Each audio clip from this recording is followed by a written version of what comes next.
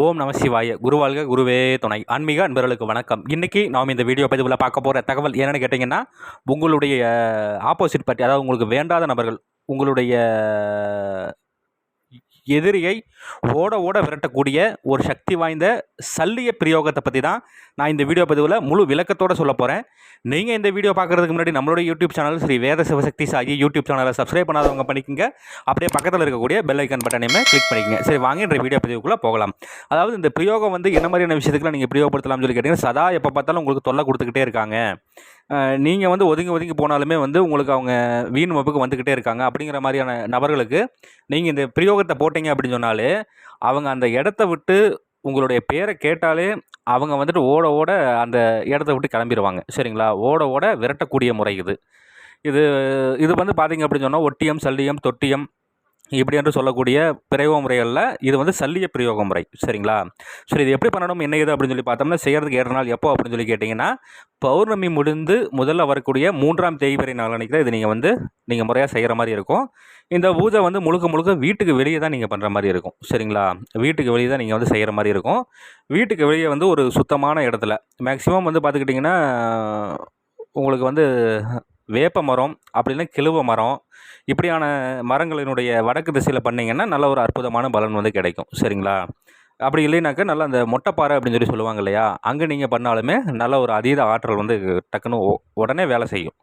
சரி, இது எப்படி பண்ணணும்னு சொல்லி பார்த்தோம்னா, செய்கிறதுக்கு ஏற்ற நாள் எப்போ அப்படின்னு சொல்லி கேட்டிங்கன்னா, அமாவாசை முடிந்து முதல்ல வரக்கூடிய 3ஆம் பிறை நாள் அன்றைக்கி தான் இதை நீங்கள் ஆரம்பிக்கணும்.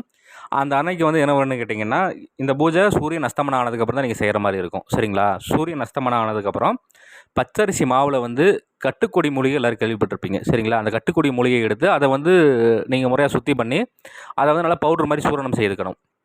அதை என்ன பண்ணணும்னு கேட்டிங்கன்னா, பச்சரிசி மாவில் நல்லா கலந்து அதில் சுத்தமான விளக்கெண்ணெய் ஊற்றி பாவை பிடிக்கணும். இப்போ உங்களுடைய ஆப்போசிட் பார்ட்டி உங்களுடைய இவர் பார்த்துக்கிட்டிங்கன்னா, ஆம்பளையாக இருந்தானா ஆண் பாவை பிடிக்கணும், பொம்பளையாக இருந்தாங்கன்னா பெண் பாவை பிடிக்கணும். சரிங்களா? அந்த மாதிரி பாவை பிடிச்சி நீங்கள் முதல்ல என்ன பண்ணணும்னு கேட்டிங்கன்னா, நீங்கள் முதல்ல தலைவாழை இலை விரிச்சுக்கணும். தலைவாழை இலை விரித்து அதற்கு மேலே பச்சரிசி மாவுனால் நான் இந்த வீடியோவில் ஒரு எந்திர மனு கொடுத்துருக்கிறேன். சரிங்களா? அந்த எந்திரத்தை நீங்கள் முறையாக வரைஞ்சிட்டு அந்த எந்திரத்துக்கு மேலே நீங்கள் இந்த பாவையை வச்சிடணும். இந்த பாவையை வச்சுட்டு அந்த அன்னைக்கு காலையிலேயே என்ன பண்ணணும்னு கேட்டிங்கன்னா, சூரியன் உதயத்துக்கு முன்னாடியே வெண்குன்றி மூலிகை வேர், செங்கழுநீர் மூலிகை வேர், கொன்றை மூலிகை வேர், மாடப்புறா இருக்குது இல்லைங்களா, மாடப்புறா எல்லோரும் கேள்விப்பட்டிருப்பீங்க. அந்த மாடப்புறாவினுடைய எச்சம்.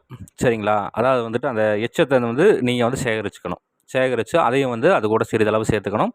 அது கூட சுத்தமான பாதரசம், கெந்தி, அதேமாதிரி நாகம். சரிங்களா? இது எல்லாத்தையும் முறையாக நல்லா சேர்த்து இது கூட சிறிதளவு இது கூட பார்த்துக்கிட்டிங்கன்னா கடைசியாக கோஷ்டம் சேர்த்துக்கணும். கோஷ்டம் சேர்த்து வேப்பெண்ணெய். சரிங்களா? வேப்பெண்ணெய் விட்டு நல்லா மைப்பதம் வர அளவுக்கு நல்லா அரைச்சிக்கிறீங்க.